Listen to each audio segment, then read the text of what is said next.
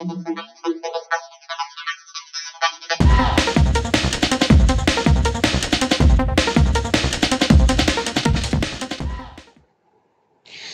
Friends, welcome to Ushnishal Das blog. আশা করি তোমরা সবাই খুব ভালো আছো আর আমরাও ভালো আছি। তো এই দেখো, এখানে মানালির হোটেলে আমরা আছি আর হোটেলের সামনে থেকে যে হোটেলটা দেখা যাচ্ছে সেটার ভিউটাই একটুখানি দেখিয়ে দিলাম তোমাদেরকে। তো আমরা এই দেখো প্যাকিং করতে বসে গিয়েছি।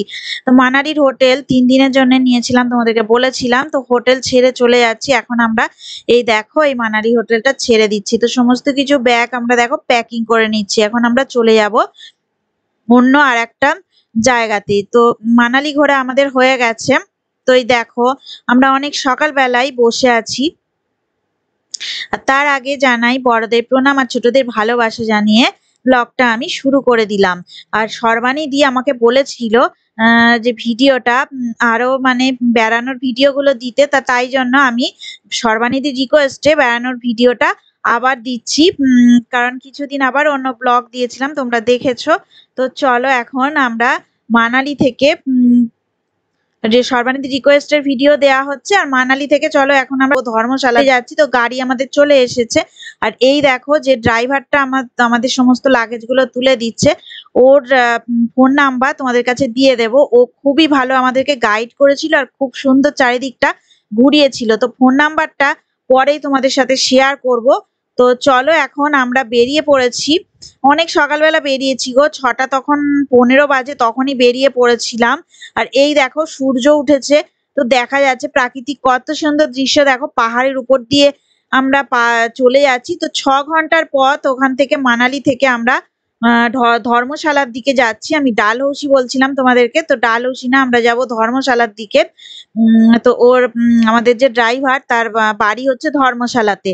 তো চলো এখন আমরা যাচ্ছি। 6 ঘন্টার পথ অতিক্রম করেই রাস্তা দিয়ে আমরা এখন ধর্মশালাতে হোটেলের কাছে চলে যাব। আর তার আশপাশে যে সাইট সিন সেই ড্রাইভার আমাদেরকে বলে বলে দেবে আর দেখিয়ে দেবে। আর ওর বাড়িও ছিল ধর্মশালাতেই। তো এখন একটুখানি চা খাওয়ার প্রয়োজন পড়ছে। তো অনেকক্ষণ গাড়ি ড্রাইভ করে এসছে। তো ড্রাইভারটা খুবই ফ্র্যাঙ্কলি আর খুবই ভালো ছিল। তো তোমাদের কারো যদি দরকার লাগে ফোন নাম্বার, তো ওর সাথে যোগাযোগ করে তোমরা নিতে পারো। খুব গাইড করেছিল আর ওর বিহেভিয়ারও খুব ভালো ছিল। খুবই ভালো ছিল ওর বিহেভিয়ার। এত সকালবেলা দেখো আমরা চলে এসেছি চা খাবো বলে। তো এই দেখো কি সুন্দর নদীটা, দারুণ লাগছে। ঠিক ওই যেখানে চা খেতে এসেছি রেস্টুরেন্টের পাশ দিয়ে নদীটা বয়ে যাচ্ছে, সেই বিয়াস নদী, যেটা মানালি থেকে আমরা দেখছিলাম। প্রচন্ড খরস্রোতা নদী, স্রোত প্রচুর। তো সেই নদী এখান দিয়েও এখনো বয়ে যাচ্ছে। তো মানালি ছেড়ে বেরোতে পারিনি এখনো, তাও অনেকক্ষণ ধরে গাড়ি চালিয়ে এসেছে। তো ওর একটু রেস্টেরও দরকার আছে। তো আমরা দেখো চা নিয়ে নিয়েছিলাম। তো 3টে চা চলে এসেছে, কিন্তু 2টো চা খাওয়ার ওরা খেয়ে নিয়েছিল, উষ্ণিস আর উষ্ণিসের পাপা, কিন্তু আমি চা খেতে পারিনি। চাটাতে এত মিষ্টি দিয়েছিল না, আমি একদম এত মিষ্টি চা মোটেই খেতে পারি না। তো যাই হোক, এবার চা খেয়ে আমরা আবারও সেই একই পথ ধরে আমরা ধর্মশালার দিকে চলে যাব। তো মানালি থেকে চলো আমরা ধর্মশালার দিকে চলে যাচ্ছি। তো রাস্তাটা খুবই সুন্দর ছিল, পাহাড়ি পথটা দারুণ, মানে চারিদিকে সিনারি গুলো খুবই উপভোগ্য ছিল। কিন্তু ব্যাপারটা কি বলতো, অনেকটা সরু রাস্তা ছিল আর পাহাড়ি রাস্তা তো খুব ভয়ঙ্কর টাইপের, ভয় লাগছিল। তো এই দেখো বলছিলাম রাস্তায় যে কটা সাইট সিন আছে ও সেই কটাই আজকে আমাদেরকে ওই ড্রাইভারটা গাইড করে দেখাবে। তো এখন দেখো আমরা একটা শিব মন্দিরে চলে এসেছি। তো দেখতে পাচ্ছ কতটাই সুন্দর, কিন্তু এখানকার মন্দিরগুলোতে সেরকম আমি কিছু লোকজন বেশি দেখতে পেলাম না। তো চলো ভিতরের দিকে যাওয়া যাক, তখন দেখি লোকজন দেখা যায় কিনা। তো এই দেখো বিশাল জায়গা আর মাঠটাও অনেকটাই বড়। মন্দিরে এখানে বোধহয় কোনো উৎসব পালন করা হয় যখন শিব পুজো হয়। তো অনেকটাই চারিদিকে দেখিয়ে দিলাম তোমাদেরকে। তো মন্দির থেকে বেরিয়ে এলাম, কারণ মন্দিরে তো ভিতরটা এলাও নেই। তাই আমরা ভিডিও করতে পারলাম না, তোমাদেরকে মূর্তি শেয়ার করতে পারলাম না। তো এই দেখো এখন আমরা চা বাগানে চলে এসেছি। ধর্মশালায় যেতে গেলেই একটা বিশাল চা বাগান পড়ে। তো তো সেইটা গভর্নমেন্টের আন্ডারে।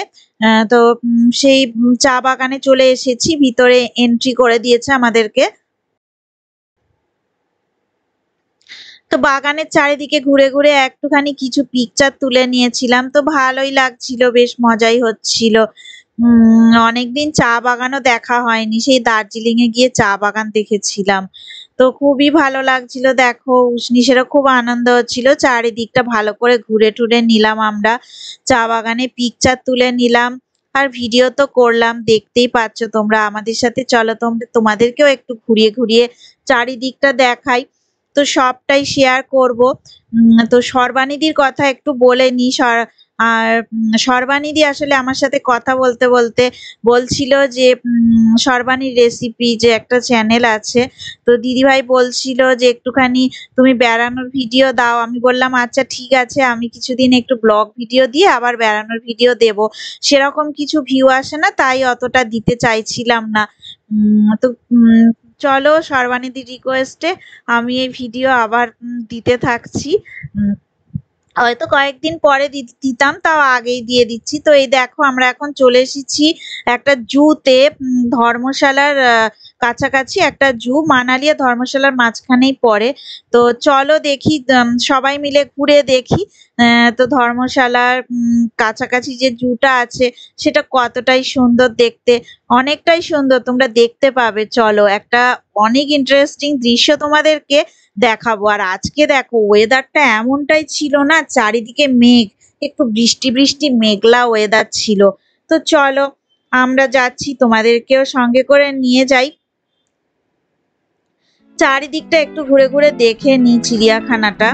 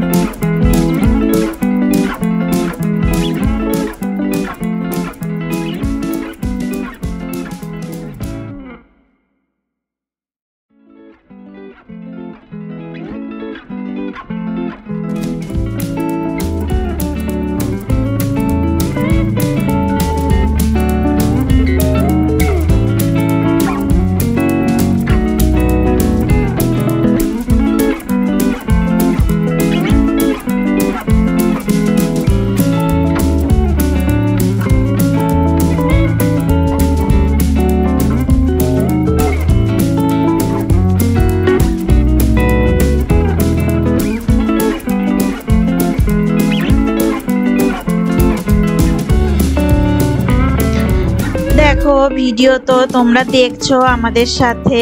তো এই দেখো জুতে দেখা হয়ে গেল, জু থেকে বেরিয়ে চলে যাচ্ছি। আর ওই যে ড্রাইভারের নাম্বারটা স্ক্রিনে ফুটে উঠেছে, তো তোমরা দেখে নিতে পারো। আর কোনো সময় যদি তোমরা মানালি যাও তো ওর সাথে যোগাযোগ করতে পারো। তো পুরোটাই সুন্দর করে ঘুরিয়েও দেখাবে আর দারুণ গাইড করেও। তো চলো এখন আমরা মানালি রাস্তা থেকে বেরিয়ে চলে আমরা যাচ্ছি ধর্মশালার দিকে হোটেলে। তো হোটেলে যেতে গেলে একটা আরো সুন্দর বড় মন্দির পড়ে, ওই আমাদেরকে বলে দিয়েছিল গাড়ির ড্রাইভার অমিত।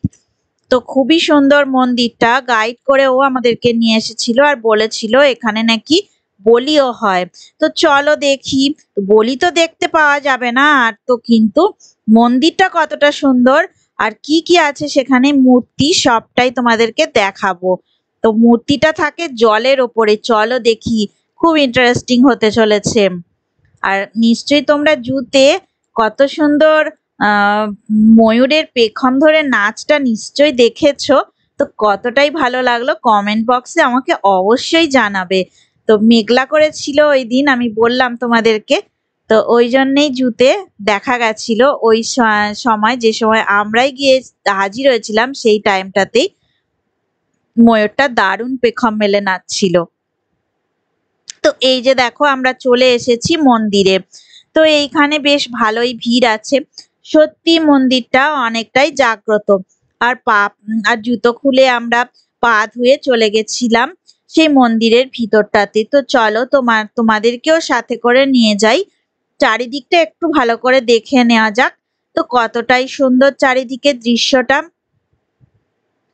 তো চলো দেখি মন্দিরের ভিতরে। এই যে দেখো আমরা চলে এসেছি। তো এর এক সাইডে শ্মশানও আছে। তো এই যে মন্দিরে সিঁড়ি দিয়ে আমরা নিচে নেমে গেলাম। আর তারপরেই দেখো খুবই পরিষ্কার পরিচ্ছন্ন করে রাখছে। তো দেখছো তোমরা ওই যে ক্লিন করছে। আর এইখানে দেখো একটা মূর্তি আর রাখা আছে। তো সেইখানে ভিতরে অনেকটাই ছোট মতো মূর্তিটা ভিতর দিকে, আর সেটা ভালো করে দেখা গেল না। আর এই যে রামের মূর্তি, আর এই যে দেখো ওম নমঃ শিবায় বলে লেখা আছে ওখানে। তো এই যে আসল মূর্তিটা শিব মূর্তি, তো ওইটা জলের মাঝখানে আছে। তো জল খুব বেশি কিছু নেই, তো জলের উপর দিয়ে ওই মূর্তিটা কাছে যেতে হবে আর প্রণাম করতে হবে। আর এই যে চারিদিকটা একটু দেখিয়ে দিই কেমন সিনারি। আর ওই যে দেখো জলের ওপরে মাঝখানে রাখা আছে। খুব বেশি জল নেই, অনেকেই জলের মধ্যে নেমে আছে আর স্নানও করছে।